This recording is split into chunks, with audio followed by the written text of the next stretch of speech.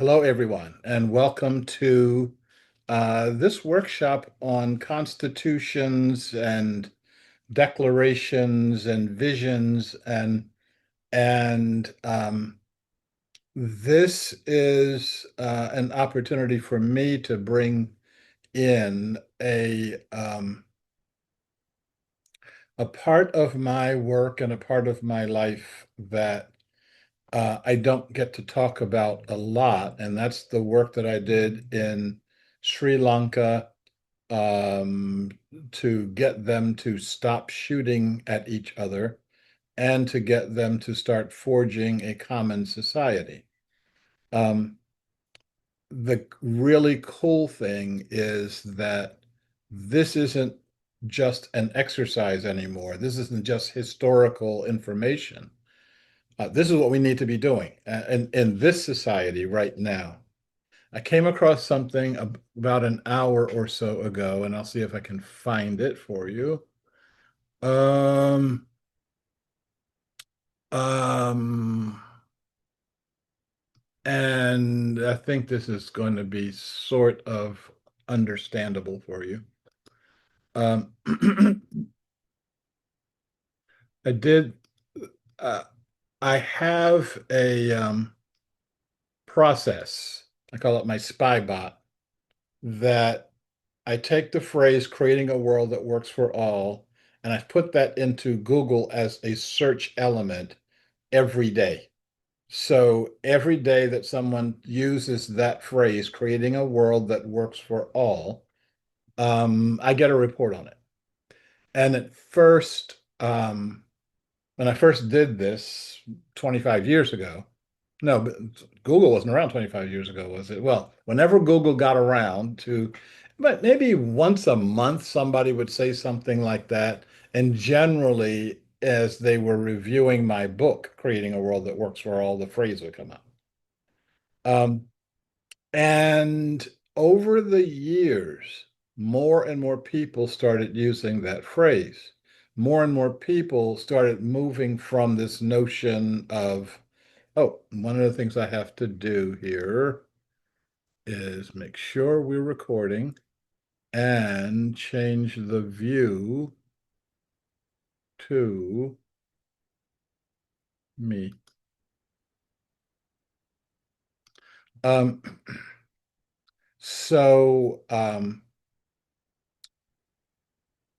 one of the things that um, uh, we were looking at is to switch from people using the phrase "make the world a better place," and I've been very critical of that phrase because Adolf Hitler wanted to make the world a better place. Um, there has to be something more to it than just saying that. And so um, people started using the phrase creating a world that works for all with about the same thought process, like, yeah, the world ought to be fair for everybody, etc.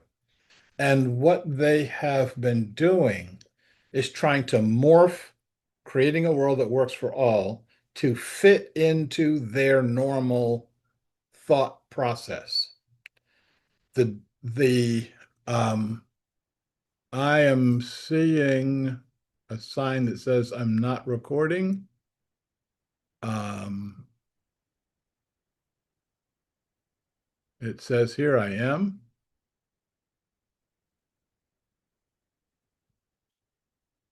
Um, I'm going to pause the recording. Okay. And if it's not recording, then then the tech gods mean that it should not be recorded. So, okay. I think that's about all the checking we can do. Um, so I came across this just um a few hours ago when Google hands me the list of people of entities using the phrase creating a world that works for all. And this is for the very typical leftist protest movement Labor Day protests in San Diego, workers over billionaires, and it was saying, look, this Labor Day, we will continue to stand strong, fighting for public schools over private profits, healthcare over hedge funds. Oh, this stuff is so dramatic. Our demands to build the society we all deserve, stop billionaire takeover and rampant corruption of the Trump administration, as though billionaires have only taken over the Trump administration and not every administration that we've ever had since we've had billionaires. Protect and defend Medicaid, Social Security, and other programs for working people. When have we had programs that truly protected all, including working people? Um, we act like um, we stop one administration, we protect some programs, we fund schools, we stop attacks on immigrants, and then everything is okay. And if we do all those things, we will have a toxic society that's destroying our planet. Those things will not stop the destruction of our planet. Those things will not stop the destruction of our own hearts. Those things will not stop the destruction of our ecology, but we act like it will. And it's time for us to stop doing that. And how do we stop doing that? Well, we stop doing that and coming together as we have. And we stop doing that by actually looking at what will change our society, what will change things.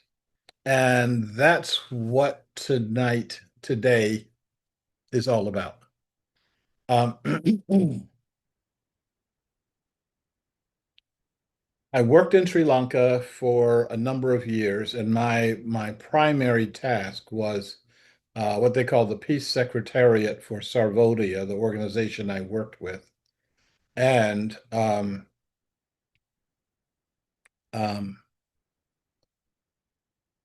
we were highly successful in our ceasefire attempts. So in December of 2001, an informal ceasefire went into effect.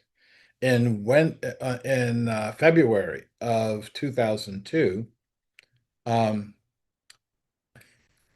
on the 22nd of the month at on February 2nd, 2002, at 2:22 p.m., the government and the Tamil Tigers signed the ceasefire agreement. They really were into auspicious days. And at that point, you could travel all over the island without getting shot. And we started talking about what's next. How do you create a unified constitution in a country that has been experiencing war for 30 years? One of my informal tasks with Sarvodaya was to manage the Westerners that came through that they didn't feel like managing. Lots of people came through and lots of people volunteered for Sarvodaya and did some good work, etc.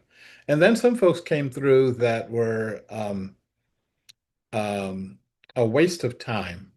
And Sarvodaya thought it was more economic for me to waste my time with them than for them to waste the time of Dr. Aryaratne or Dr. Vinya.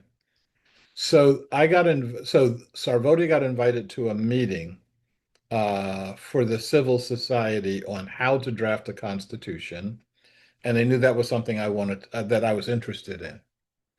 Um, and this was a government sponsor, a Sri Lankan government sponsored gathering, and I went, and there were the heads of a number of the other civil society organizations that were on the island there. Um, and the meeting had been called by the government, and the principal speakers were these three guys from Harvard. Now, I went to BU, Boston University, and we had this rivalry with Harvard. So just saying that you came from Harvard meant I walked in the room fairly well armed, and they're sitting there, and they're wearing suits and ties, and the tie pulled up to the top, and I'm wearing a sarong, and uh, they start going into, well, these are the elements of a constitution, and I said, excuse me, but who the hell are you guys? And how long have you been in Sri Lanka? And they said, we got here last night, and we're leaving in 2 days. After we meet with all you people to tell you how to do a constitution. And I said, what do you know about the conflict? How long have you been studying the problem? Oh, we know nothing about your conflict. All we know is if you want to do a constitution, you have to do these things. And the first thing I said was, on behalf of Sarvodia, no thanks. Um, and we can do our own constitution, and it will be fitting for what we are doing. So that was the impetus that got me into thinking about constitutions and what goes into them, which has to be organic to where things are. You've got to have a constitution that is true to your reality, the reality of the people in a particular location. You have to have a constitution that is true to the spirit, or maybe I should say spirits of an area of what's going on. Um, for example, um, when we in the United States said in our Constitution, we the people of the United States, that's not exactly what they meant. They meant we the people who are important enough for us to be considering as people. Um, and we know that that was not by any stretch of the imagination the people of the United States. So you take this room full of people, and you take half of them and you kick them out. The ones called women, just toss them out. They don't have anything to do with this process. They're busy scrubbing floors and scrubbing clothes and making dinner and things like that. They don't have time to think about constitutions. Um, then you take another sizable cut of the of your population, and you toss them out.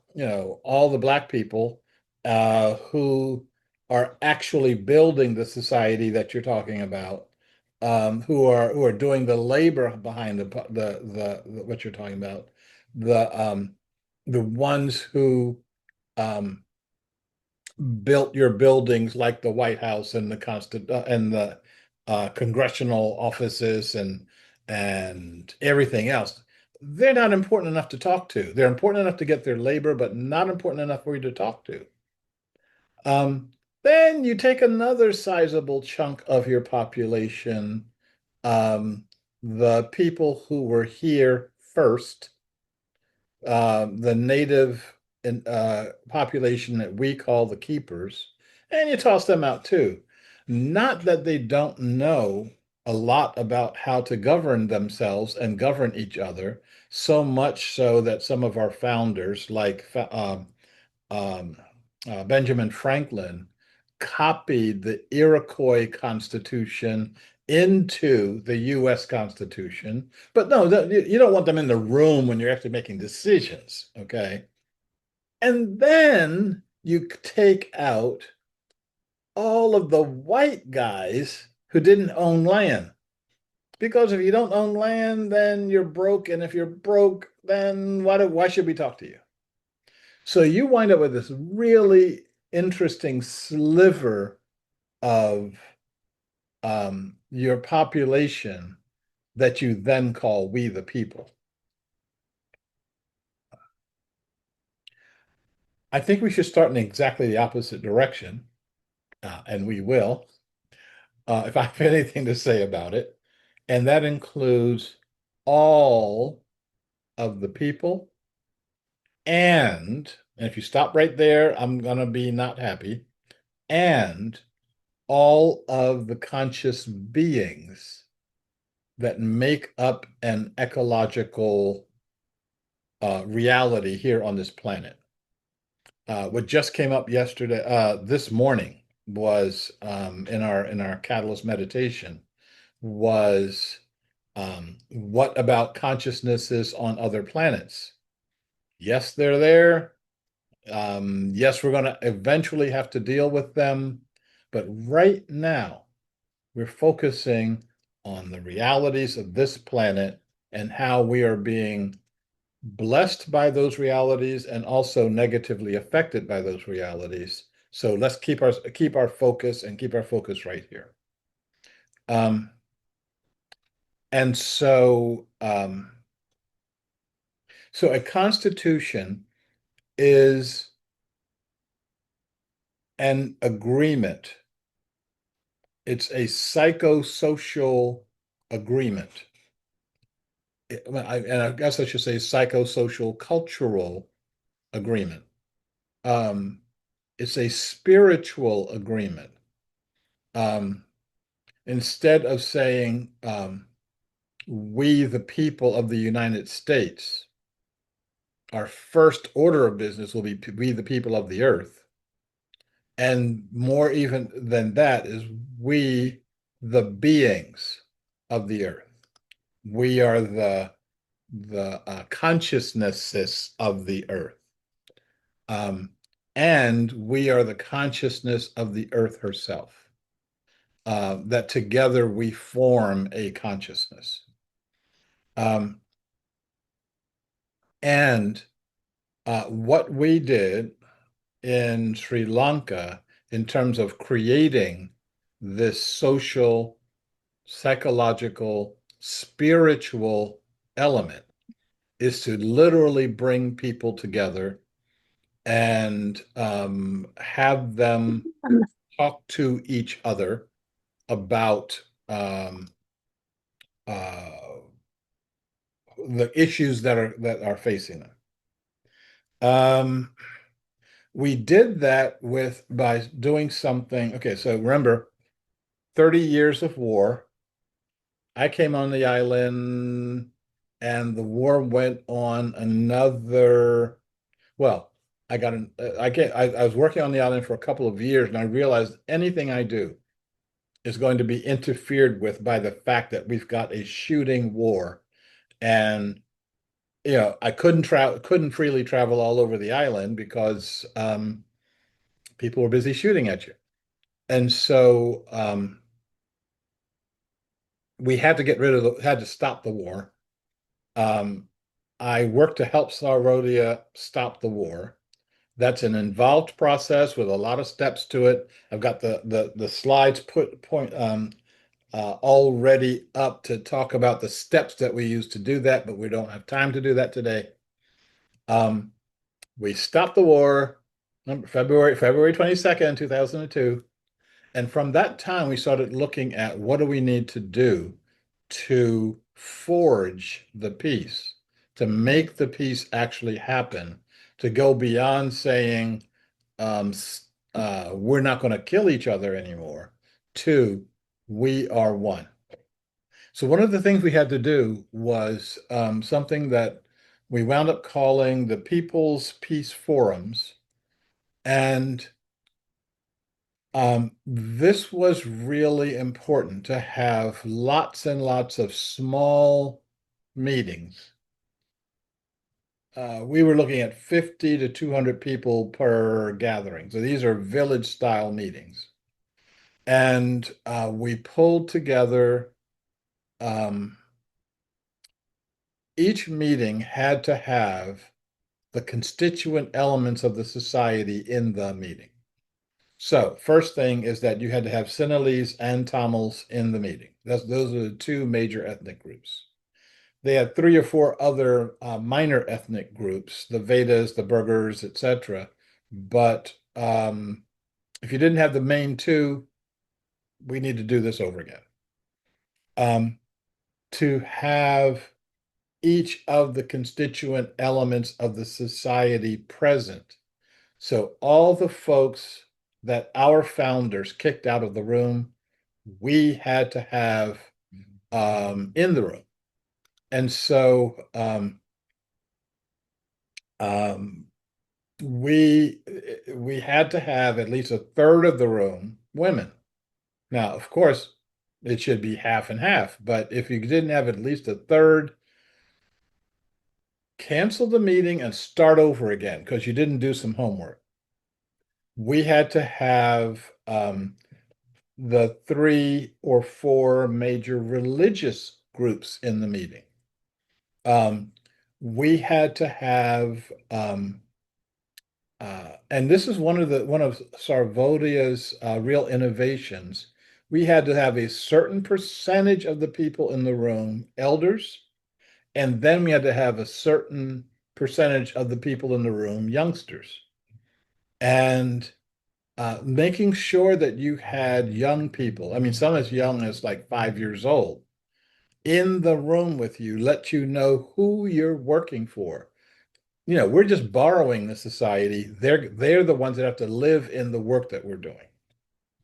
Um, so this was really, really cool. And in order to do this, we created a whole new wing of Sarvodia that we called the mobile leaders. Let's see how we do this. Um, so let's bring you over here. Ding dong it. And then let's show you to everybody.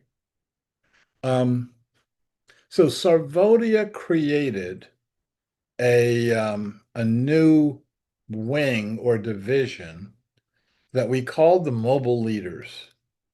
Um, and Sarvodia, as because it's such a huge organization, move you over, because it's such a huge organization, Sarvodia at that time was the second largest organization on the island besides the government. Okay, so we were in every district. We Sarvodia had 30 different units that coordinated with the different districts on the island. Each one of those units was larger than the next largest civil service organization on the island. Um, because Sarvodia had a bit of a bureaucracy, I thought it important that these mobile leaders not report to the district coordinators, but were directly under Dr. Ariaratne and Dr. Vinya. And Dr. Vinya is Ari's son. Um, um, and not under the district coordinators. And coming under Dr. Vinya meant they came under me. And I was responsible for their training and organization. Um, and this is the mobile leaders. We had some from every district, every um, district. By the way, he is not one of the mobile leaders. He just happened to sneak into every picture I took when I was at headquarters. Um, they were a blend of Sinhalese and Tamil. They were a blend of Christians and Buddhists and Muslims.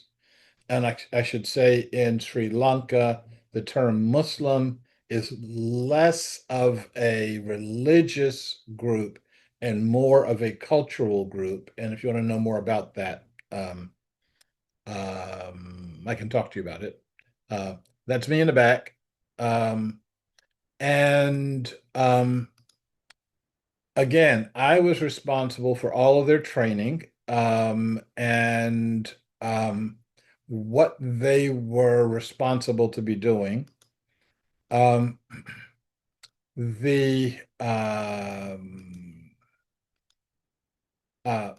This is cool. One of them is a Sinhalese, one of them is a Tamil, and one of them is a Muslim, and I don't know which ones are which. And when we were in the room, it didn't matter. Okay. And that was part of this was them actually interacting with each other. Um, think right now, how many people you would consider on your political or your social or your cultural who are your others that you talk to on a regular basis. Yeah, and I'm not asking who your others are right now. In fact, we're gonna do this. I'm gonna stop this and I'm gonna put us in the same spot. I want to ask this as a real question. How many of you right now have friends, regular associates that you talk to, um, let's say a few times a week, who are from a different political perspective? Okay. And don't count me because I'm from a very different political perspective. But how many people from the society can you point to? And I'm going to start taking names and you know the drill. Most of you know the drill. Turn on your microphone and I'll see that. Wave your hand around, I'll see that. Put your digital hand up, I'll see that. Um, and if worse comes to worse and I don't see any volunteers here, I'm going to start calling on you. So, and I don't want anybody ducking down below their tables, or all of a sudden you have problems with your camera. Nancy, yes. I do not have any. My brother was I used to call him the only Republican that I loved, that I knew, that I interacted with. He died. I do not have any of the other political persuasion on a regular basis. Right. Thank you. John. Yeah, I do. I am in contact with family members, although uh, we don't put much time and effort into, well, we put a lot of time and effort into avoiding the differences that we have. But I'm with them, Yeah. and they're with me. Hmm. And in Montana, you should have just people that you encounter on a daily basis at the grocery store, etc. So are those people that um, you speak to on a like people who like know who you are and you know who they are, but you kind of like hold your nose and speak to them on a regular basis or not? Yeah, I would say not the majority, but it certainly can't avoid it. Hmm. Would you if you could? I don't think so. Okay. Someone, Angie. not entirely sure how to answer that because I find some of the anti-Trumpsters, more than a few, to be just as tiresome as the pro ones, frankly, Yep. Okay. And I kind of tend to avoid discussing politics in general. I think I'm getting a little bitter about that. But I just had a friend over today, and it's like every once in a while she sort of slips some kind of a comment in about Trump, and I just say I don't care about him, and I keep going. It's sort of like I'm not going to take the bait, Right. because all she wants to do is complain and bitch about him, and it's just sort of like I just don't want to hear it from either side anymore, frankly. We're gonna talk a little bit uh, I mean, about I listen to the news, I read the news, I try to follow it as best I can. I listen to the people whose viewpoint I can tolerate hearing, to be utterly frank. And I try to stay as informed as I can, but I just refuse to let it take over my life, right. So, yeah. What we're going to talk about um, is doing more than don't take the bait. Don't take the bait is really important. Mhm. I guess I should say I just came back from one of my weirder weekends I've ever spent. Um, I was in um, Alaska on a halibut fishing boat, throwing up for 4 hours. Um, if you want a real graphic description, I should have put a camera on me so you can see what someone looks like throwing up for 4 solid hours. I had nothing to throw up. I was just making strange noises. And so um, I was interacting with the people in Homer, Alaska, the halibut fishing capital of the world, the whole world. Um, and um, and I had a 5-hour drive to Homer from Anchorage, and then a 5-hour drive back from someone who started the conversation in the car with that kind of isn't Trump an asshole, and um,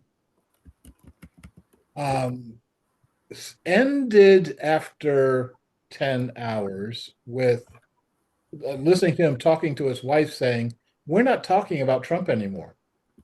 Just leave him alone." And so there's some more you can do um, um, than just not taking the bait. Um, you got some bait of your own. You can bait your own hooks, and part of that is um,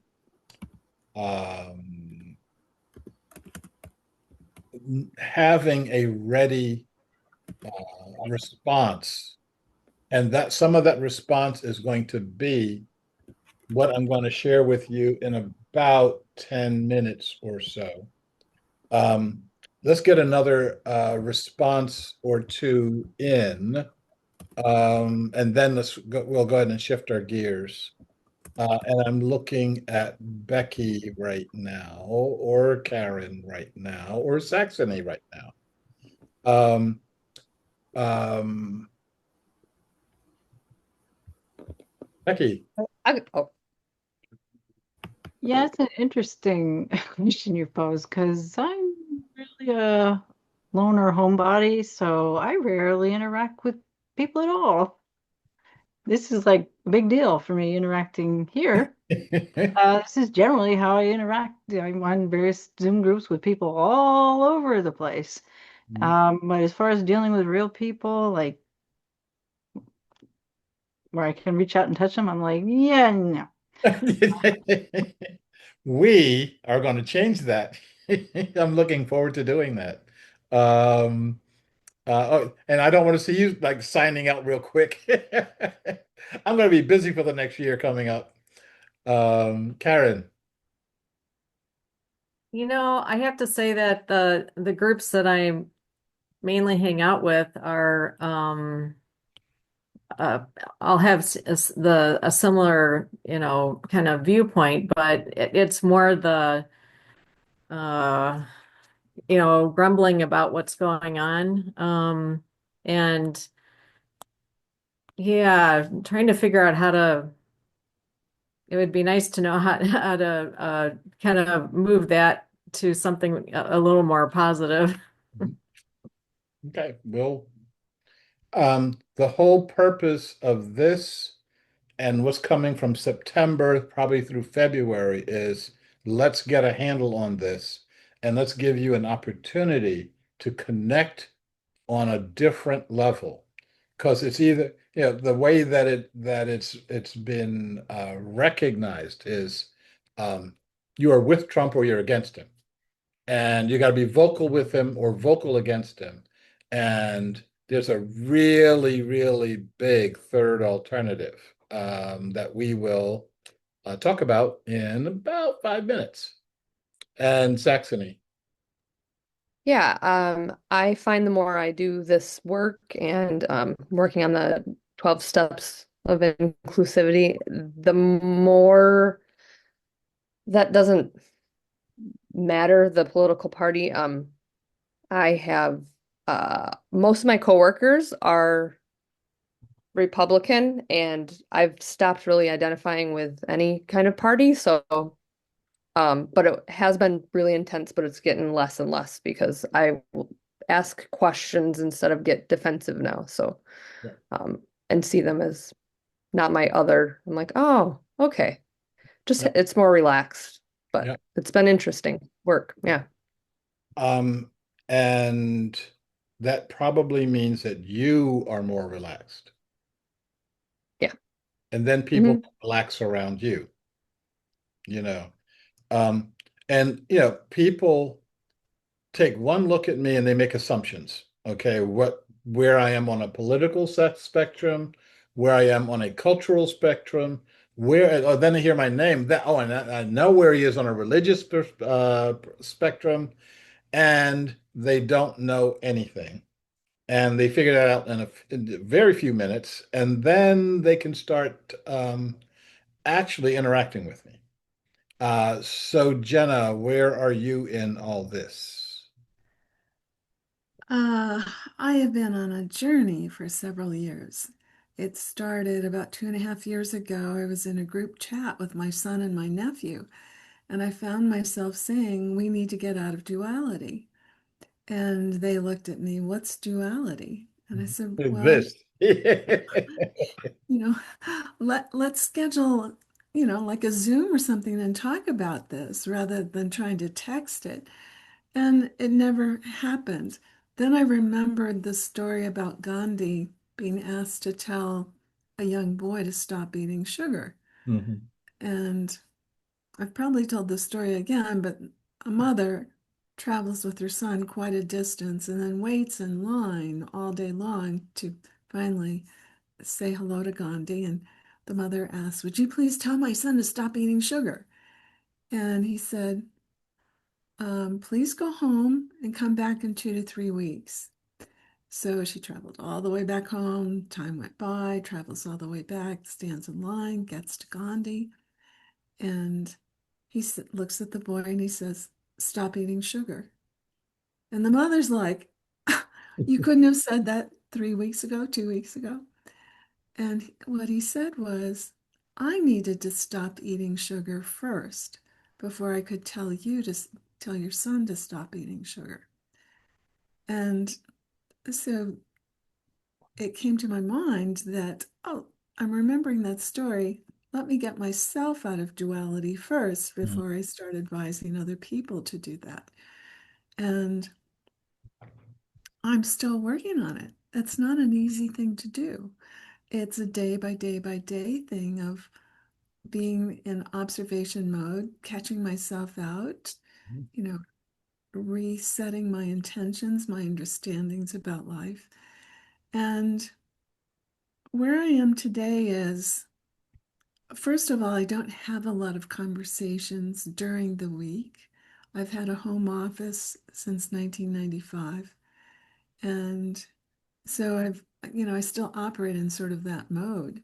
And, uh, but where I am is whoever I happen to meet or see or interact with could be a 5 second, I've never seen the person before, probably will never see them again, or something that's lengthier. Um, I try to take the approach of this is a person. I'm going to approach them respectfully and neutrally and also not be a complainer and not be in judgment and just converse person to person is what I'm striving to do.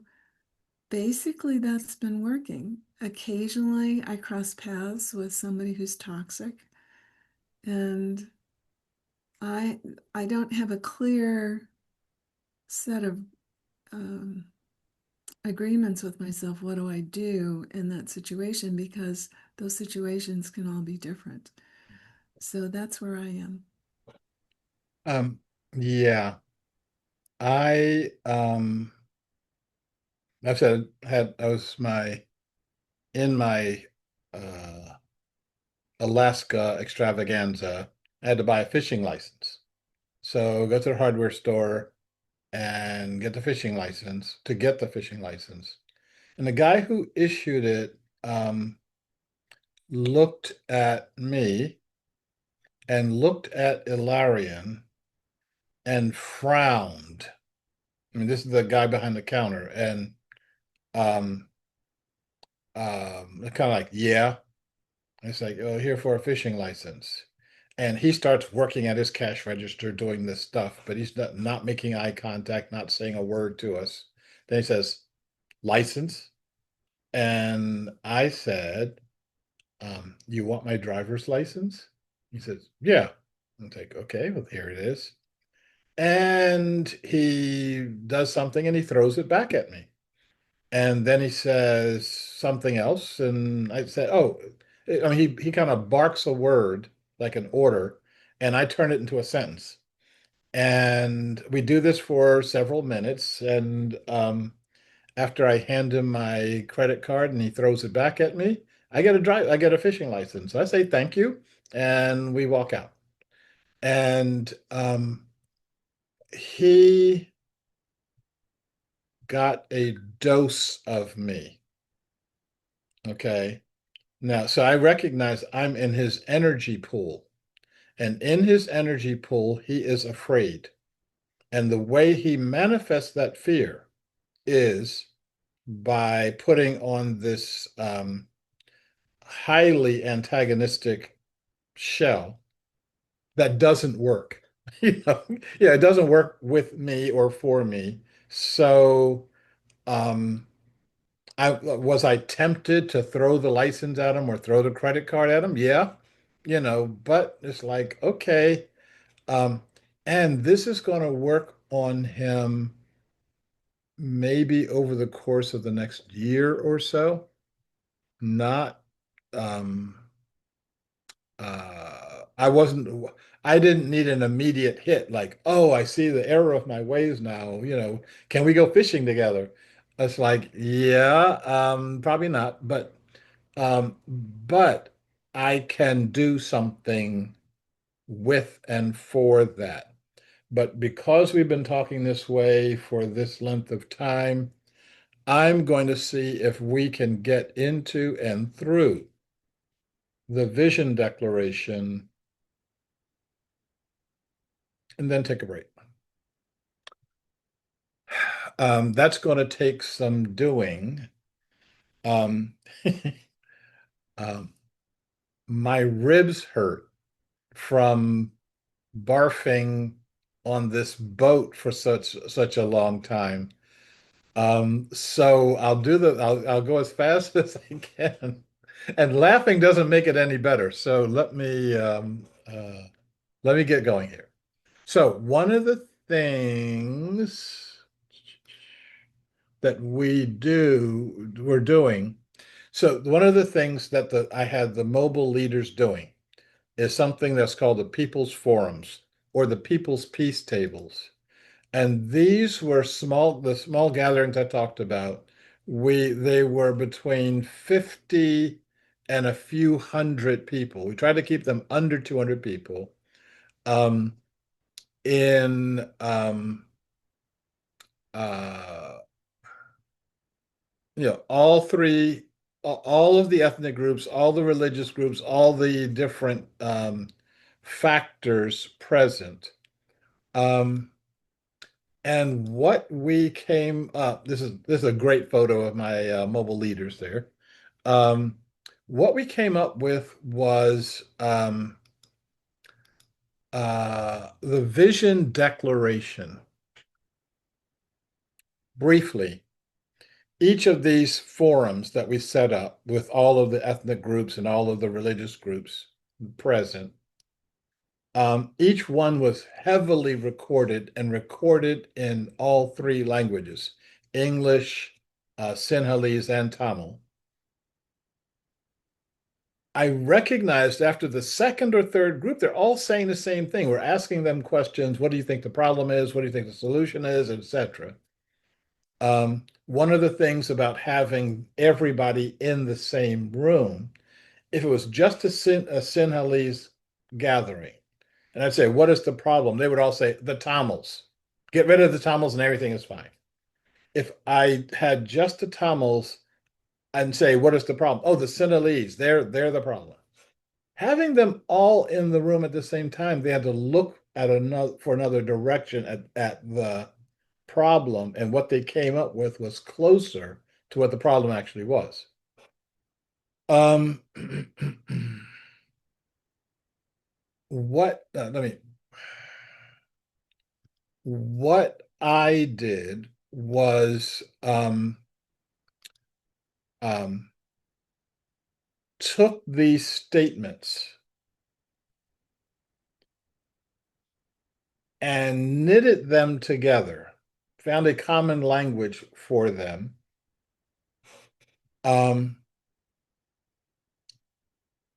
Some groups emphasized politics over economics, some emphasized the role of media more than the role of education. So I balanced all that stuff out. I put some connecting language in and then basically gave it back to them. As the vision declaration, did a back and forth. We turned it into from English to the other languages and then back to English several times. We were paying translators all over the place because it was really important to get the language right. And then we started crop dusting the island with the vision declaration. So let's talk about what the vision declaration is, the steps of it. What I'm going to show you, let me see if I can show you two different ways of doing this. Okay, we can. Nope, we can't. Let's try over here.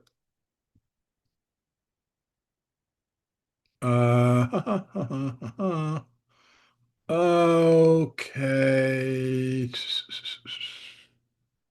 We just can't. Okay. I was going to show you what the word for word looked like. But you can trust that I'm showing you what would make sense to a Western audience. And let's keep going. So with the vision declaration, we did a number of these people's forums. Then I sent the mobile leaders out all across the island to do surveys. And the survey is these elements of the the vision declaration. Do you think that this says what our problem is and what the possible solutions are? Um, like I said, I worked on the layout, I worked on the formatting, and I worked on creating the connecting language.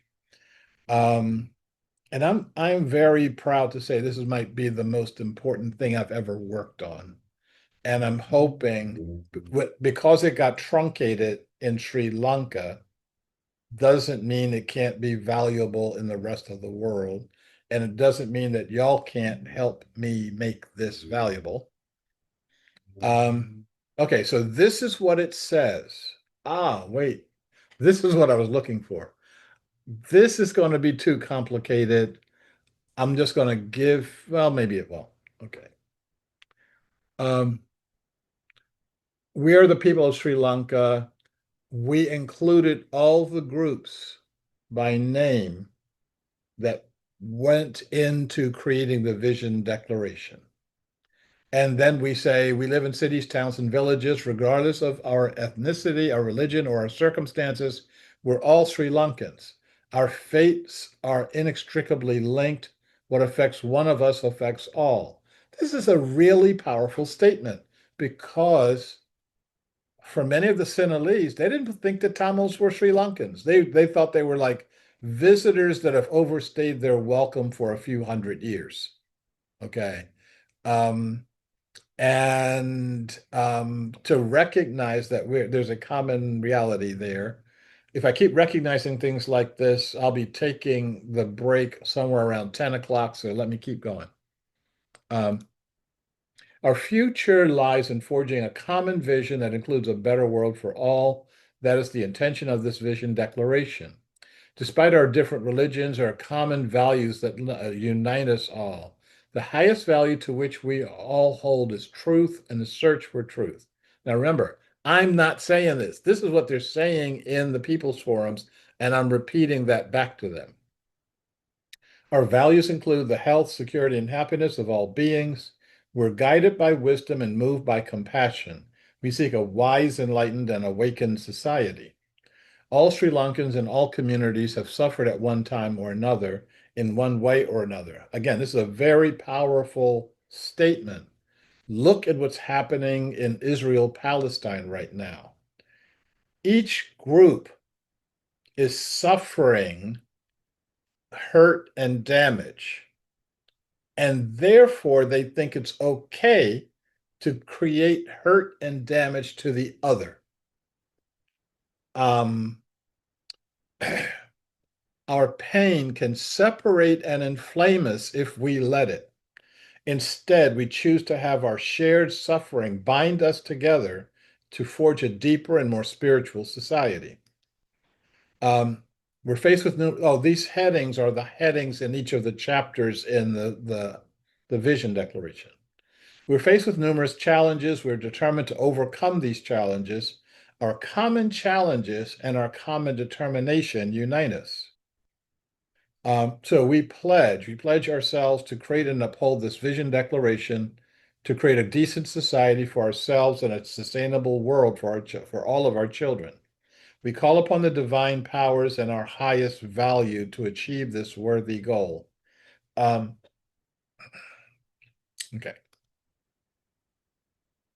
So then they made a list of the conditions on the island that they saw. Again, I'm giving you a common language. It's all, I'm going to stop interrupting myself. So, conditions and analysis. Our society does not meet the basic needs of the people. This leads to deep and widespread problems. These problems go far deeper than the present conflict between the government of Sri Lanka and the liberation tigers of Tamil Eelam, which is known in the West as the Tamil Tigers. We must change our system of governance, not just to end the war, but to bring about a better life for all people who live on this island. Violence is not a part of human nature. It is inequality of power that is the core reason for violence. That is coming from a group of regular people, and saying things like that is just like really, really cool. The present political system divides and segregates us instead of uniting us. Our present leaders have no solutions for this crisis in society.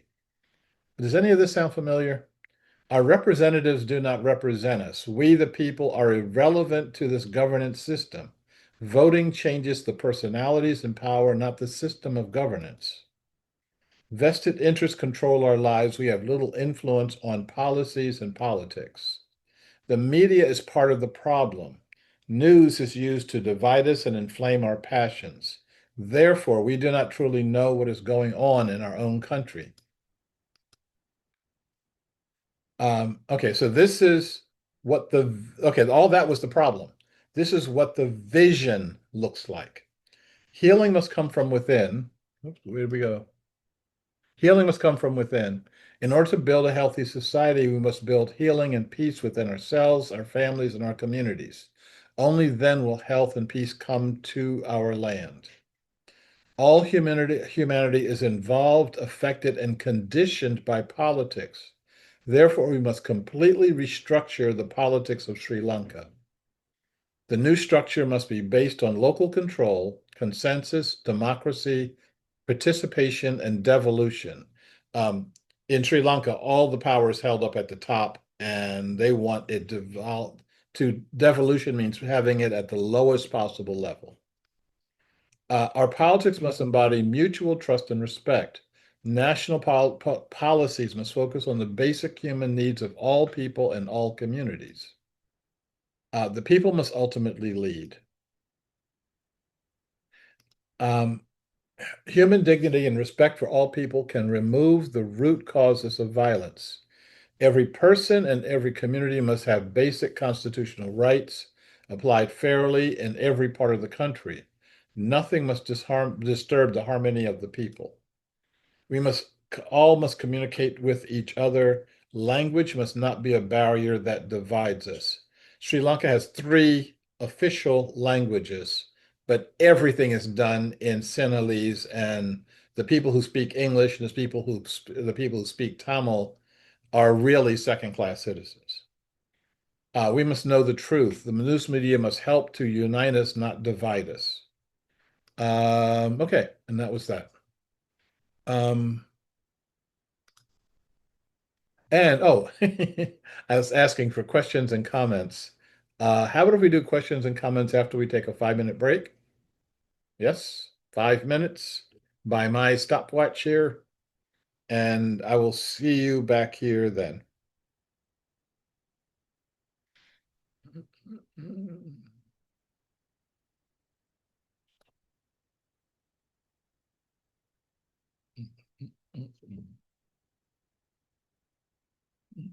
Start our process of regathering here. I don't have the button that of ending the breakout rooms to end the timeout space here. Force you back in the room right now. But we are back, and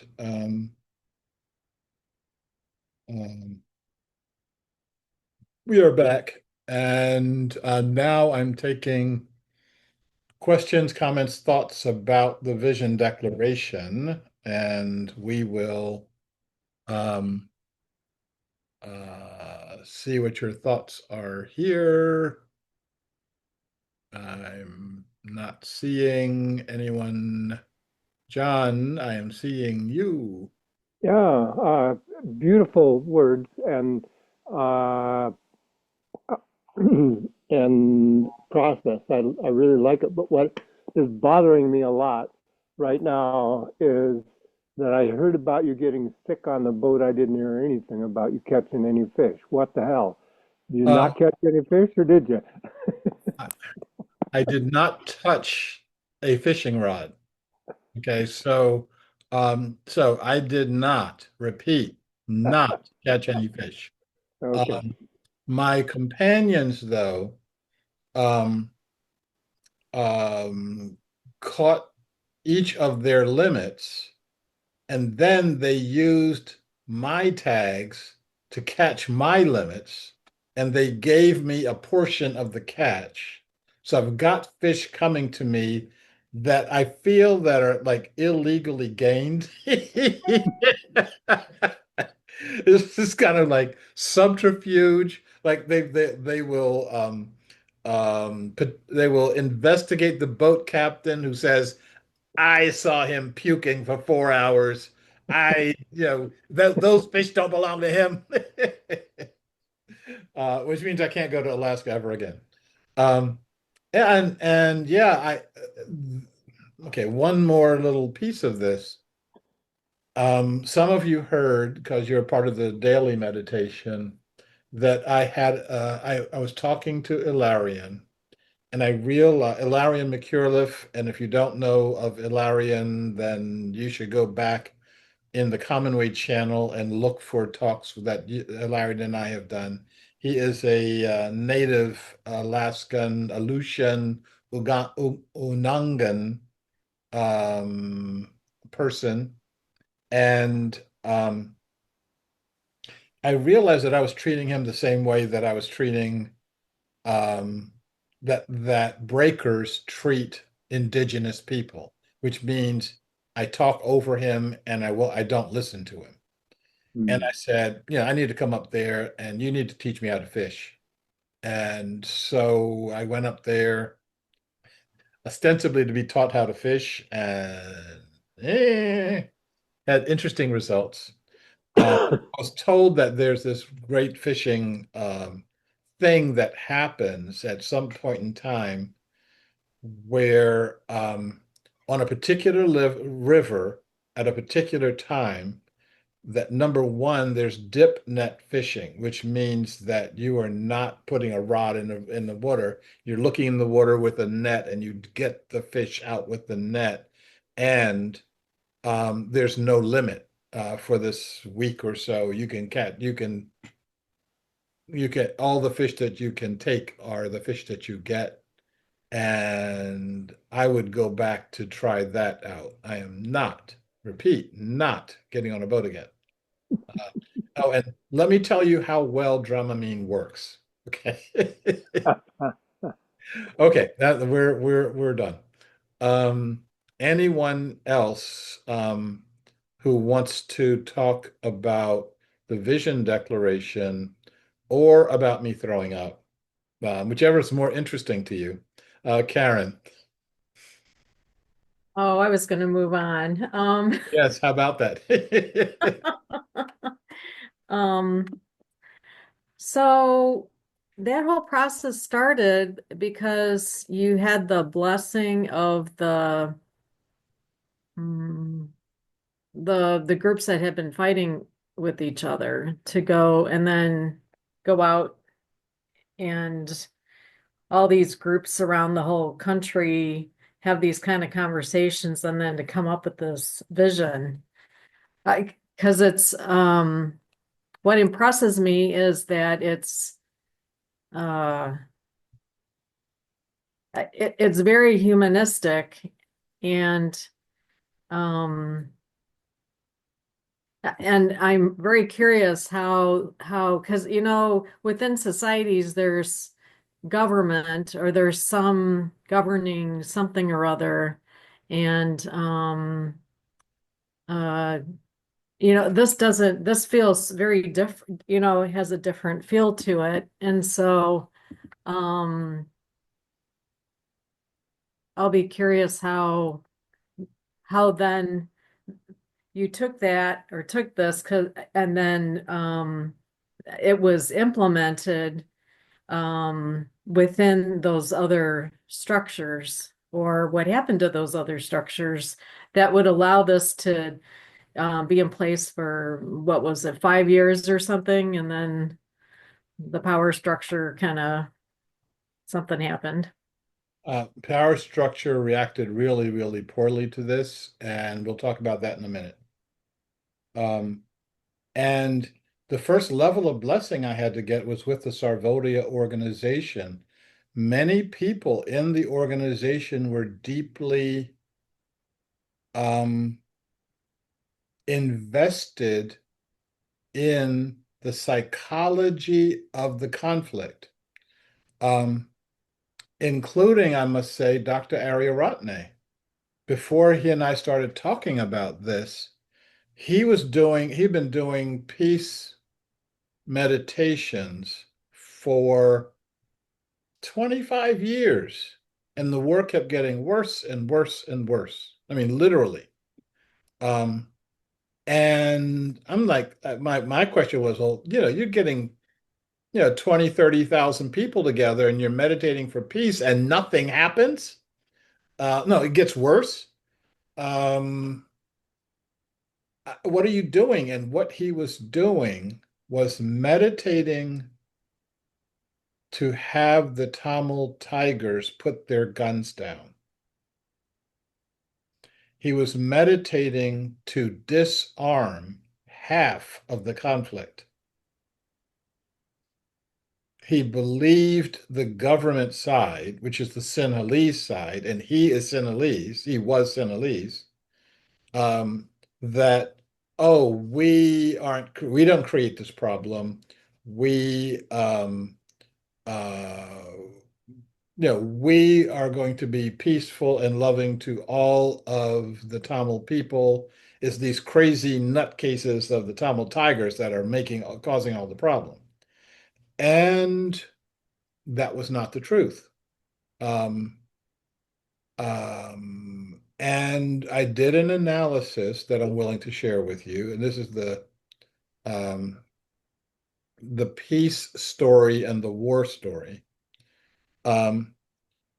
What each side says about the other side is true. What they say about themselves is not true. Um, and if you work that through just about every conflict that you can see, you start seeing where the problem is.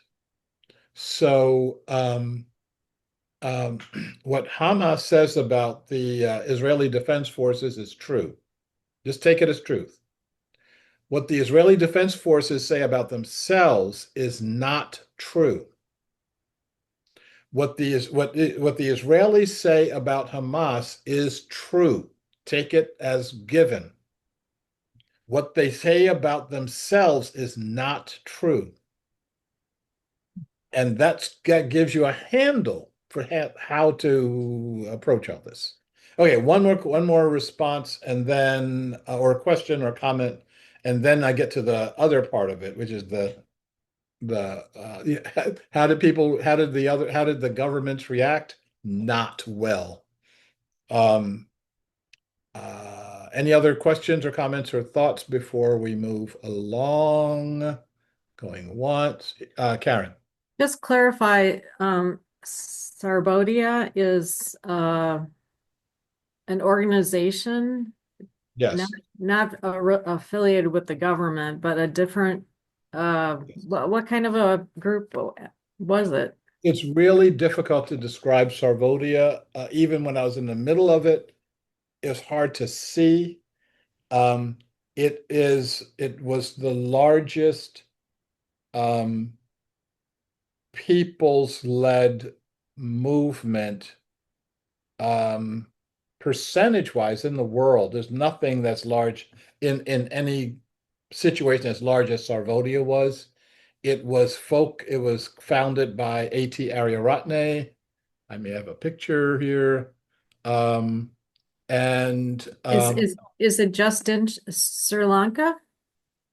unfortunately, it's just in Sri Lanka. We tried our best to get this in other areas, and um, it just didn't. I worked in Nepal, in Ladakh, in somewhere else, and at the request of Sarvodia to see if the Sarvodia principles could be done there, and it just hasn't taken. And I'm not happy about that, but it didn't. Um, And But Sarvodia still exists at this point too. you just you want to touch on some more sensitive topics for me. Sarvodia still exists, but in a very shrunken manner. Um, Okay, well, I think that gives me the yeah. um, Hmm. it let me get to what we're about to get to, and then see what uh,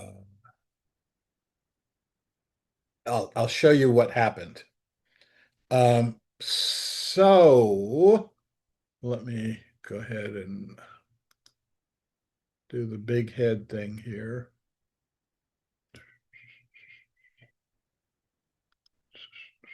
Okay. So,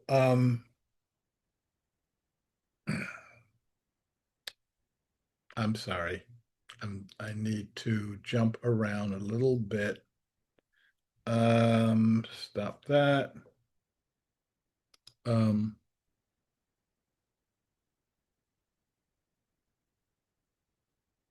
mm, mm, mm, mm, mm, mm. Okay, so we've got this is where things went wonky with me, for me. Um, and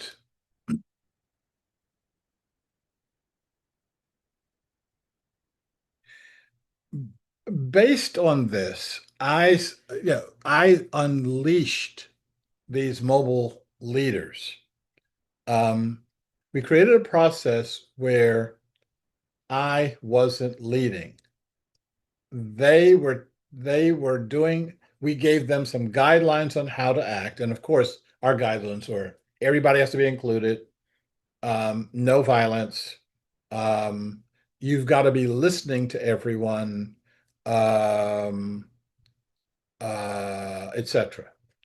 The mobile leaders were leading this constitutional process.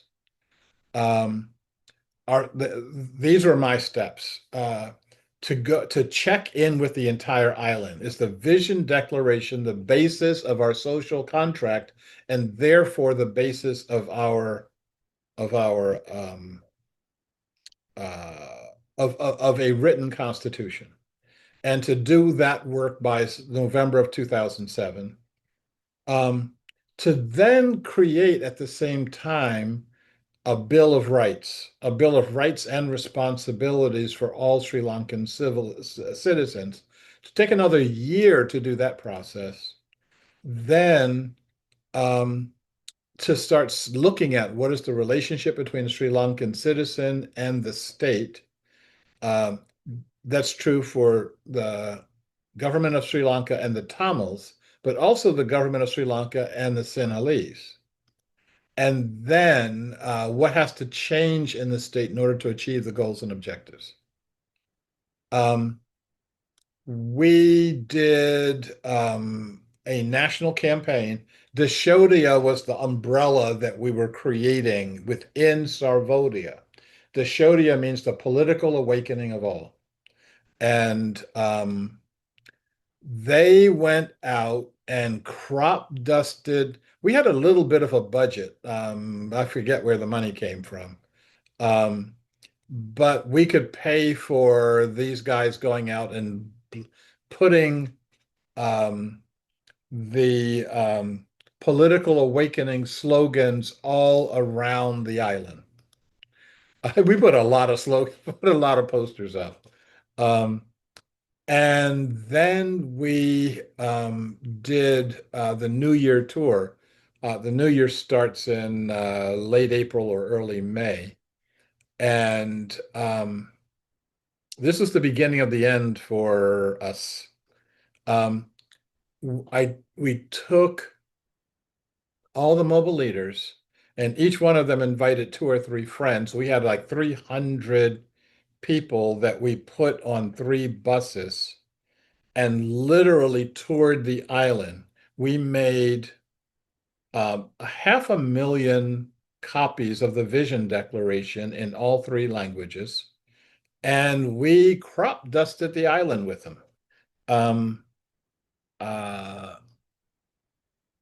the tour objectives was to demonstrate inter-ethnic and inter-religious cooperation and harmony, um, message of peace and good governance, and they were doing street dramas, and I'll show you what that looks like. To distribute the vision declaration all around the island. And where's the tour? Uh, well, we started down here and went to Negumbo, and there really ought to be a interactive. At each of these stops, there's a temple or a mosque or a covil, and they would put the 300 up and feed them, which was really like community building. They would never know where they were going to spend the night. They kept going. Okay. Oh, here it goes. So this is the tour that they took. Um, Going up into Trincomalee means you're going into the heart of Tamil territory. And then to Batticaloa means that you're going to the third heart. Heart number one is Jaffna, and we didn't go up to Jaffna. Then down to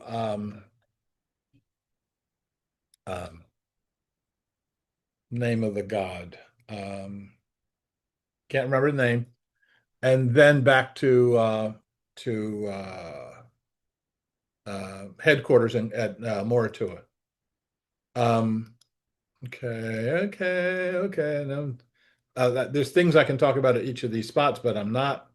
Oh, I'm sorry. That last bit is where the majority of the Tamils live, and that's where the majority of the war was. So here they are at the Buddhist temple, getting their, I'm sorry, at the Christian church, getting their start. Always good to get everybody's blessings.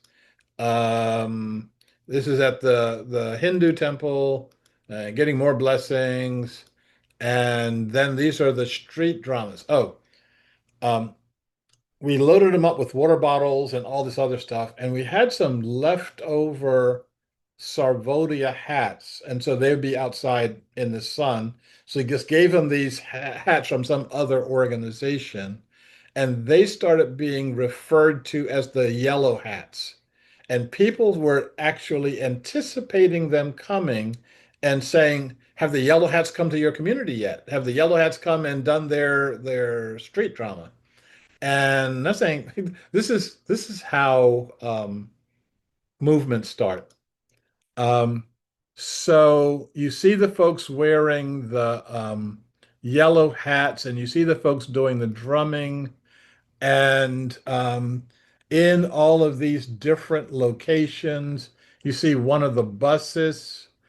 And what they would do is take the three buses and basically park them on the three biggest streets they could find, block all the traffic, and then in the middle of this empty space that has no traffic in it, they would do their street drama. No permission, no no permits, no. And I did not tell them to do this. All of this was organized by all of these young folks, and it was all very, very effective. Nobody got bent out of shape. The cops would kind of like steer traffic around them, and the dramas didn't only took like 15, 20 minutes or so, and then they would pass out the vision declarations. School kids, the teachers would let the kids come out and watch the demonstrations, which I thought was really cool. Um, and um, so there was this, these are the people putting on the dramas. Um, and I got lots and lots of these photos. So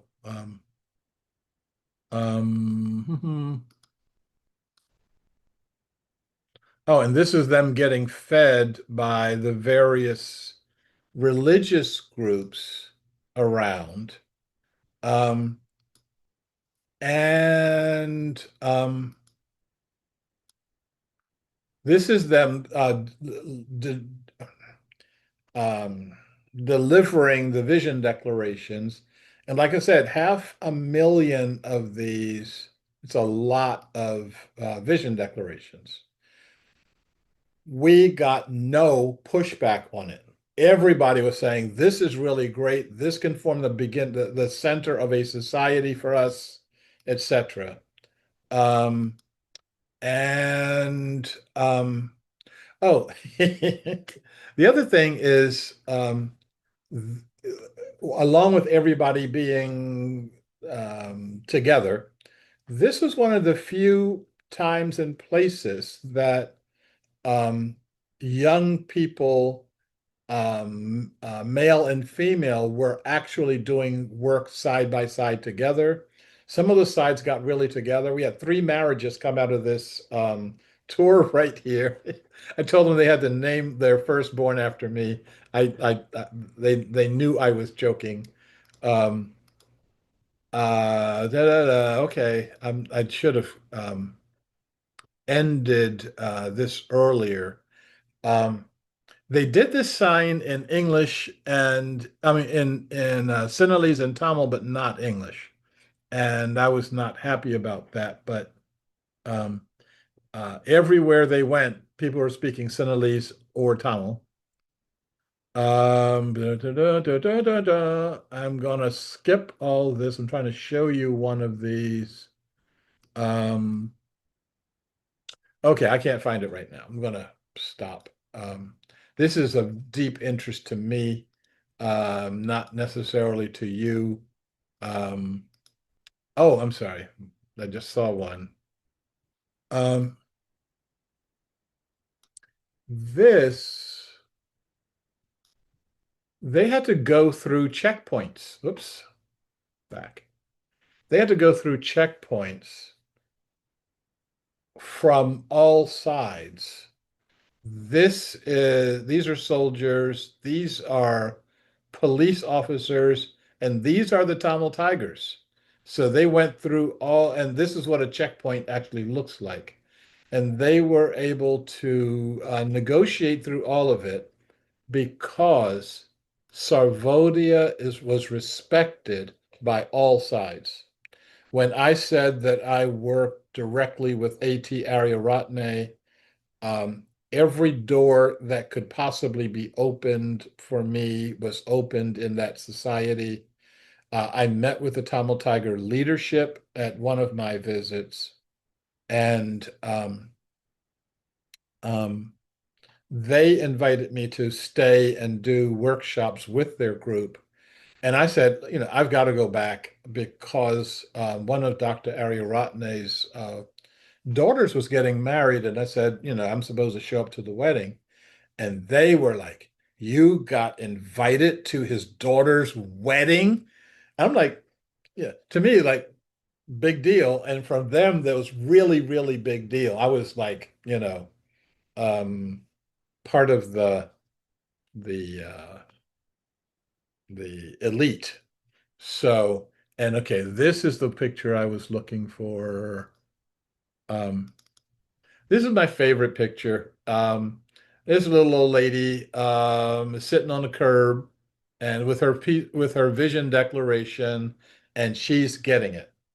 Remember, we got no pushback, no pushback. No one said this is a bad idea. No one said we don't like these elements. We were inviting people um, to do that. We are inviting them in an interesting way. Um, in certain groups, I would say leave this part out. Don't say this part, and just tell them we'll go through the rest of it. And then people would say, well, what about the news media? Or what about whatever we purposely took out? They were paying attention that we were covering all of the bases. Um, okay. I've got another few um, um, another 15 or 20 minutes worth of stuff to do, but let me tell you what happened. So you saw this was these activities. That bus tour was in 2007. I left the island. I was on a 2 month rotation. I was 2 months in the United States and then 2 months in Sri Lanka. And I did this for years and years. And after we did the New Year tour, when I came back to the island, I found that the mobile leaders had been taken away from me and that they had been reassigned to do other things. And I was way under happy about that. But the way that it was presented to me, I was unhappily okay with. And the way it was presented to me was that um, a non-Sinhalese should not have as much power within Sarvodia as I had. And I had a lot, I had a big mouth, and Dr. Aryaratne listened to me, and therefore my mouth had volume. Um, then when I got the mobile leaders, a hundred young people not tied into the organization, um, going out doing things like the tour, um, I reluctantly agreed that it, and I thought I should have that kind. I'm trustworthy enough to have that kind of power in within the organization, but I also realized that Westerners should not have that kind of power. So the mobile leaders were not happy to be taken away from me, but that was the case. I found out later that the government got wind, the Sri Lankan government got wind of what I was doing, and I was clearly aimed at a constitutional convention by 2009. And they told Sarvodia to take the mobile leaders away from me and to get them out of the political perspective. And what the government did instead was go back to war. Um, they realized that they derived their power from the existence of not only just conflict but war, and that the Tamil Tigers, Vulupalai Prabhakaran, and you have no idea how long it took for me to be able to pronounce his name. He agreed. He was losing power because of all this peace stuff. And so the government and the Tamil Tigers agreed to go back onto a war footing. Um, I did not see it coming. I did not see that there was a split between me and the Aryaratnes. I did not see that the war would be popular again. And I got blindsided by all that. And uh,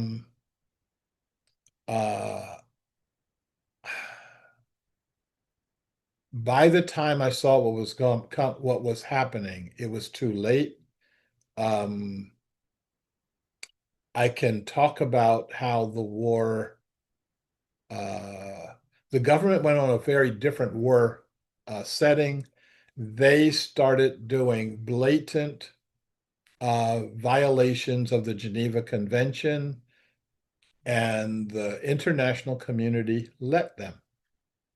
Um, Once in a while, somebody would wring their hands and say, oh, we should have a commission to investigate whether you should have massacred all those people. And the president would say, okay, we'll get right on it. And that would be the end of that. Um, um, at the end, I was involved in trying to ameliorate a lot of the most egregious war crimes, and they knew what the formula was, and they just started doing it, regardless of who was watching. They were, we'll just clean all this stuff up later. And I'm watching the same tactic unfolding right now in Israel, Palestine. And um, uh, and that's that. So, 2009, 2008, the war gets hot again. 2009, it's in full swing.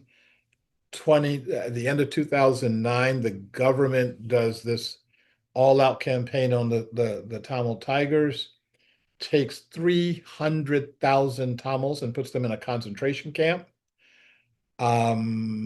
The largest concentration camp since World War II, and nobody complains. And they basically wipe out the population between the ages of 17 and about 50. And whole bunches of mass graves they haven't even found yet. And that was the end of the Tamil Tigers. And that was the end of my involvement in Sri Lanka, because Sarvodi would not come out against it. Sarvodi was the only organization. Remember how large I said Sarvodi is? It's the only organization that could have stopped the war again. And they went silent, and I left. After getting threatened by a death squad. But that was less material to me than the fact that Sarvodi had gone silent. Okay, end of all that. I have a lot more detail in all that, but you don't need it. The question is, and okay, this is what I've learned, that once you get to the point that you are affecting the public dialogue, you should expect the people who derive their power from conflict, the people who derive their power from separation, and the people who derive their power from violence. You should expect that there's going to be a reaction, and you should be prepared for it. We weren't prepared, and I accept some responsibility for the lack of that preparedness. And we were threatened enough to go silent, and I don't take any responsibility on that, because I was saying to Dr. Vinya to move his family to Singapore. If the threat is to your family, just send them to America, send them somewhere else. Don't succumb to the threat. And that advice was not heeded. Okay, let's go. Okay, so we had this three-stage maybe process. The People's Peace Forums got us to the existence of the Vision Declaration. The Vision Declaration got us to this thing that we crop dusted the island with, of the Vision Declaration. That got us to the mobile leaders. The mobile leaders got us to a way of talking to everyone on the island.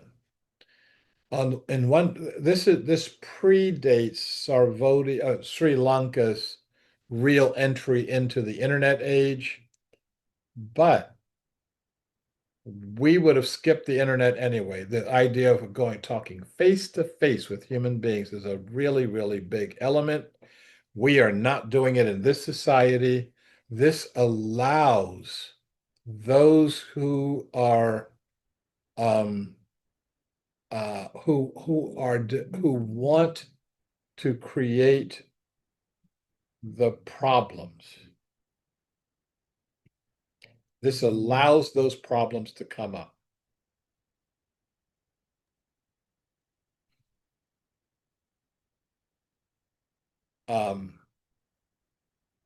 When you are face to face with someone, it's a whole lot harder to get AI in the middle and start manipulating language. And if you have your language focused on how do we bring our hearts together, we get to. I've seen some really amazing things happen, both in this country and in Sri Lanka and everywhere else I've worked. Okay, I got one more thing to talk about, but we're going to take a let's talk together break and uh, see if you have any questions, comments, thoughts. And Karen, I see that you are ready to rock and roll here. It seems that the tour touched a whole lot of people in all kinds of areas in the country. And so, just kind of curious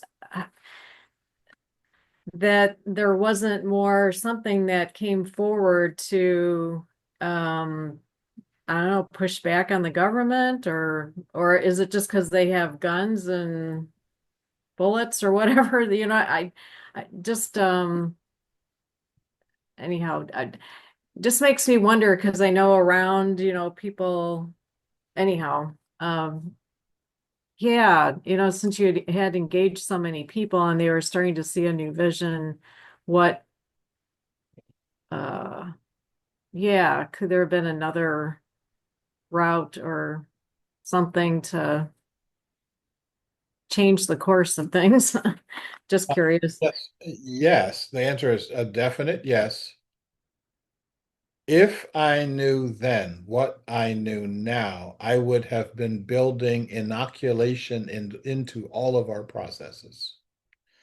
Um, um, the I approach this with a level of I don't want to say being naive, but being way too trusting. And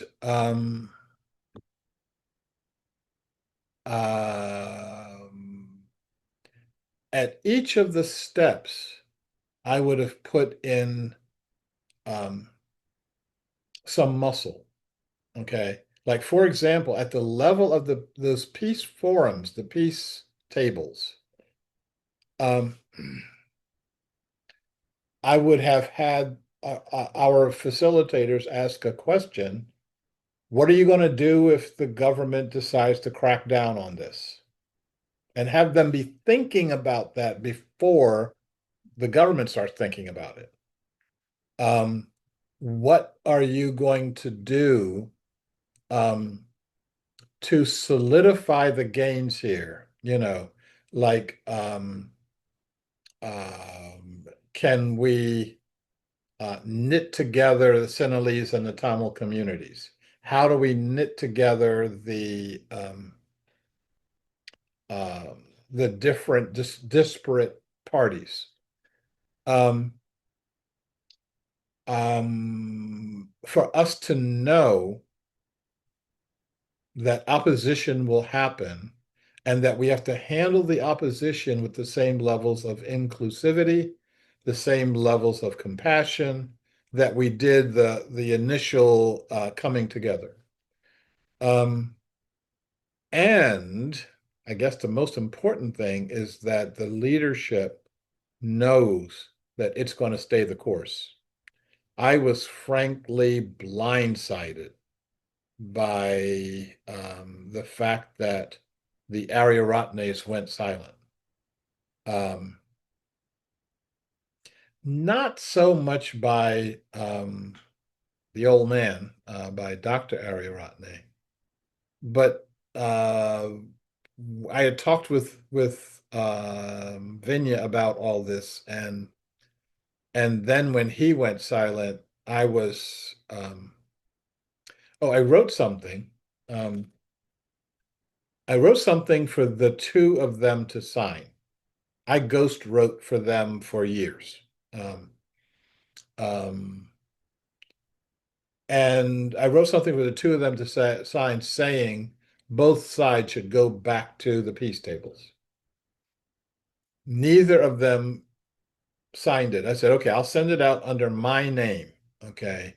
My audience is a few thousand people, mostly in the United States, so it's not a big deal, but this needs to go out. I sent it out the next day. Dr.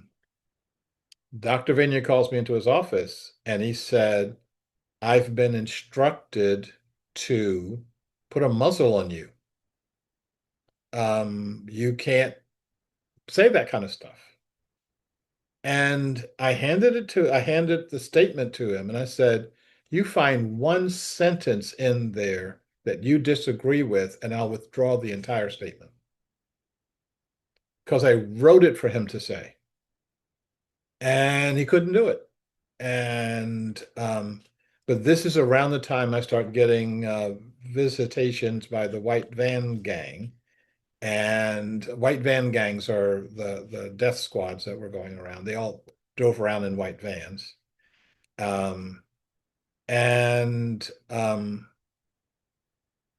well, that's another story that I'm not going to tell tonight because we've got 6 whole minutes here to talk about the rest of this stuff.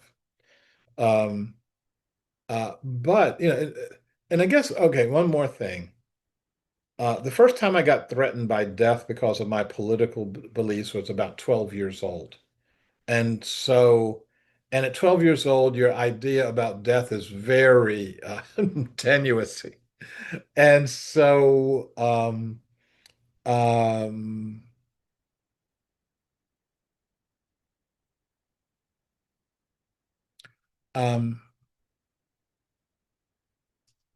I had no, I'm sorry, I had a lot of fear about being tortured and killed. I mean, I am not Superman. I am not, I don't pretend to have, you know, magical, mystical powers or anything like that.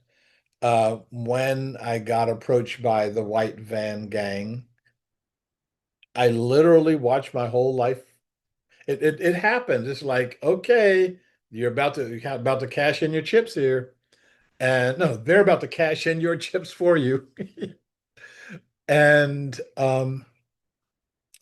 but I have not ever, and I would not, and I will not let that stop me from doing what's right. The chips have got to be cashed in for some reason. It might as well be for a good one. Um, and I thought the Arya father and son were with me. And it turned out that that was not the case. And I'm on an island where um, I lost my support. And the last thing I said at that tour, I said to Dr. Ariyaratne, you do not need me to fly halfway around the world to advise you on how to do the wrong thing. And we have redeveloped and had a relationship, but I've never worked for Sarvodia since then. Um, Vinya and I have talked about, well, is it time for us to do something together? But it's hard to do something when you trust that someone's going to do something and then they don't do it. Um, and leave you hanging. I mean, I was yeah, it's almost like, I felt like my sarong fell off. He's like, yeah, you are definitely exposed here. Okay, questions, comments, thoughts, Jenna? This leads me to the inevitable question, and that is, when does this not happen? You know, um, the thought of the entire human race needing to reestablish relationships and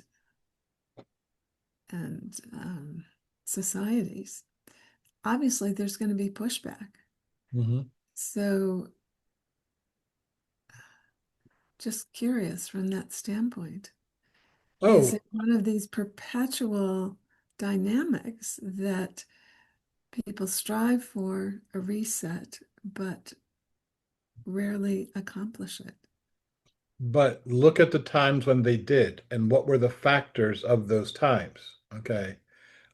Look at the Velvet Revolution, stopping the Soviet Union in its tracks, the second largest superpower on Earth, without firing a single shot. This is why I paid so much attention. I do pay so much attention to Václav Havel. How did he do that? I mean, he's looking down the barrel of the Soviet gun, doing his thinking inside of a Soviet prison. They take him out of the prison, dust him off, put him up on the stage, and make him the president of the country. Um, a country where the Soviet Union has been kicked out of it. Now, how did he do that? It's interesting the number of people who won't even entertain that question. We are entertaining it, but look at how many we are. You know, we've got 8 people on the call. We had 20 people signed up, so the others have said they want to get the recording of this. Um,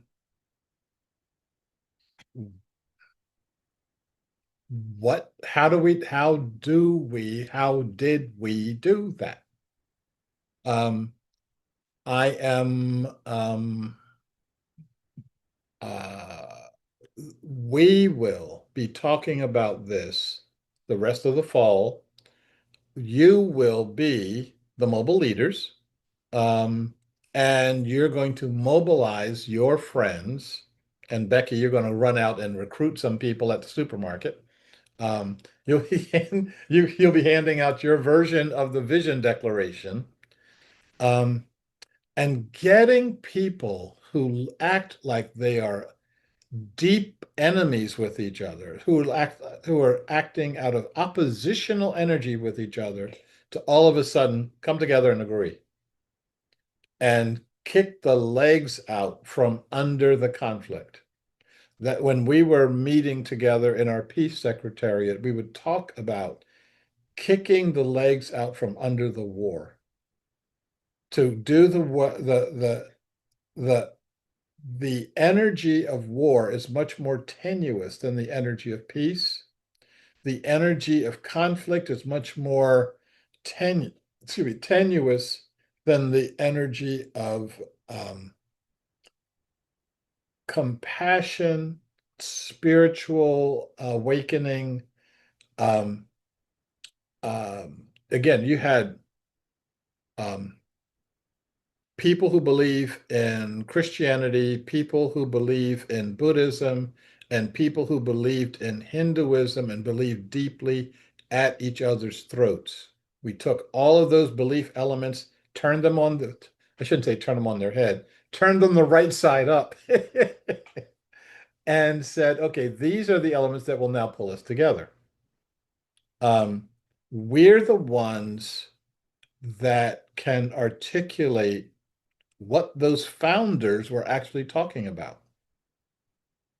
Um, we have abdicated our moral high ground and it's time for us to get it back. Okay. Um, and to know, I mean, like I'm gonna say this and then we're gonna wrap up at can we hang in there till 10 after the hour? Yes. Um, Angie said, yeah, but it better not be 11 though. Um, um, It's already 11. no, I'm sorry. 11 after the hour. I know some of us are already facing um more than my 8 p.m. Um, yeah, this is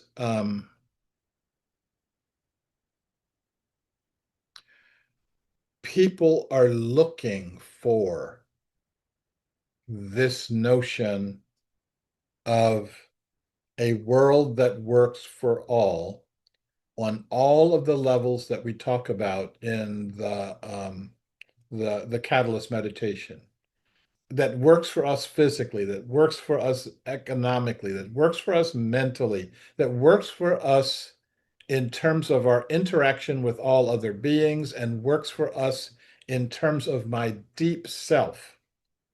They're looking for it. They're waiting for you. Um, it will become easier the faster we talk about this, the deeper we talk about this, and talking about this from the level of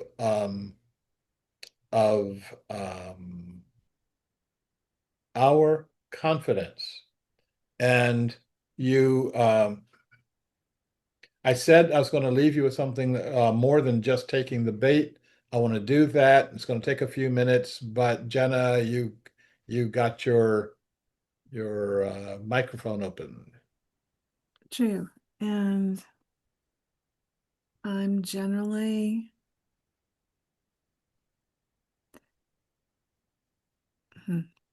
let me restart.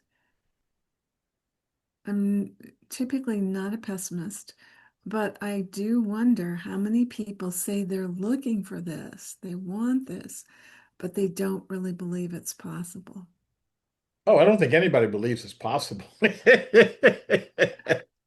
That should not So, stop us. If you let that stop you, remember um, this very, very powerful quote by Nelson Mandela. It always seems impossible until it's done. Okay.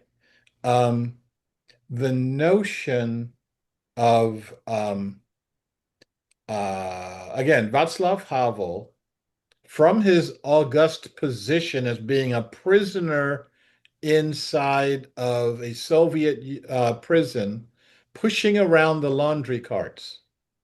Okay. Um, um, from that position, becoming the president of the country, it was impossible, but then they did it. So Nelson Mandela, 29 years in the South African prison, and then they take him out and dust him off and make him the president. mhm. Um, we're not even in prison yet. Uh, we've got range of motion here, and so let's use it to the extent that we can. And yeah, people want it, but they don't believe it. There's no one out there telling them that it's going to work. Everybody is trying to sell them on their brand of the electric Kool-Aid, and we need to be doing something completely different. And we are. And how you do that different thing. I'm looking forward to learning this. And I'm glad that you started with the declaration that was defining the vision, Yep. because I've said this many times. I feel that what is tremendously lacking is any positive vision for the future for humanity other than something apocalyptic. Mhm. And there's very little in media or movies that is based on collaboration. Mhm. So we have very few of examples of the behaviors that will be called upon. I Mhm. think many people are still expecting some savior to come in, both literally and figuratively. You know, someone very special to come in and swoop in, and instead of acting from responsibility person by person. Yeah, number one, yes. Number two, there are characters waiting in the wings to be that person. I'm your savior. Okay. And And the only ones that are worthwhile dealing with are the ones who um, say, no, that person won't be that person. That person's going to be all of us. And all of us have a responsibility with this. This is the beginning of a really good conversation. And since Jenna, you are willing to stay up till midnight and beyond, then we can have that. Or we're going to postpone this till tomorrow. Maybe we'll start tomorrow at this place. I and think one other question, since you brought up there are people who are aiming to be that grand leader. What are your impressions of William Barber? none, since I don't know who William Barber is. He's from North Carolina, a minister, and he's founded a movement, the Poor People's, something like that. He's very much based in societal level support. I shouldn't say it that way. It's Wait, becoming a more pervasive I'm movement, and it's gonna about have poverty. Yeah, I'm gonna have to call a halt to this because I know Jenna's gonna, after she delays me, she's gonna then start picking up. Why didn't you keep to your time schedule here? I'll take a look at William Barber between now and tomorrow, and I'll let you know what I Mhm. think about him. Um, shall I, let me at least introduce this concept of not taking the bait. All of you have been talking about having interactions with people who are giving you the divisive um, theory, the propaganda part, and a lot of that starts in, isn't Trump a, and then you fill in a blank, um, fascist dictator, buffoon, um, in the league of all the billionaires, and you kind of name it, and then you shut them off like, I don't want to talk about that. Um, I'm proposing, and I'm going to actually propose that this be something you try to do. You work on and then come back and say how it worked for you. Where you say to a person, um, let me interrupt you in terms of talking about the problem. So number one, let's make an assumption that we all see the problem. What is the solution that you see? What is the uh what solution would you have? What you will get at that point is people, their tongue comes to a screeching halt and their eyes kind of glaze over, and they don't have a solution. Um, some will go into a solution that is, we need to become more divisive. We need to get more of those people out of the way. And that's an interesting point. And then you can go deeper, like, okay, once you get rid of all of the da da da da da da, what then happens? And by literally asking the elevated questions, um, not succumbing to, not agreeing with, I support this one, I oppose this one. What is it that we will do? And then you follow that up with, oh, I have a solution that involves all of us working together in peace and harmony. I've and the solution is get rid of all those migrants. It's like, is the problem the migrants or is the problem violence or the problem criminality? If we're going to get rid of criminality, then everybody supports that. If you're going to get rid of, make an assumption that violence and criminality is the same thing, then we need to talk about that. But one way or another, um, you can use even the issue that someone presents to you as the format to get them to get us to connect with each other, get us to connect at a deeper level with each other. Okay, I have more to say about that, and I'll try to put together um, a facilitators like how to have this conversation. Um, and I'm going to suggest to you that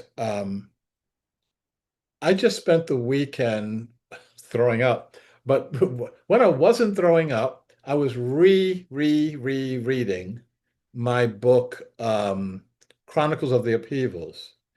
Someone was saying we don't have a vision of a positive, visionary world that is actually working, that doesn't involve space aliens coming down and saving us. Okay. Yes, we do. It is right here. And I'm uh, on page 60. okay, yay! You're getting to the good stuff. um, Oh, wait till you get to page. No, don't skip ahead. Wait till you get to page 404. That'll I I get I get chills every time I read it and I wrote it. Okay. So so and once we get along the process, I want us to have discussions around some of these chapters, the chapters on security. How do you have security um, in a situation where people do want to kill you and you are pledged to nonviolence? How do you do that? Um, I want us to find out. Um, okay. Because I don't know how to tell time, I'm going to say that looks like 8:10 to me. So I'm right on time. And I will look forward to us talking more in our future. I am going to let you go. Um, I feel like I'm ending fairly abruptly here, but that's okay because we got tomorrow. And we'll pick up where we are tonight. Um, may all beings be well. May all beings be secure, and may all beings be happy. Thank you. See you later. Bye.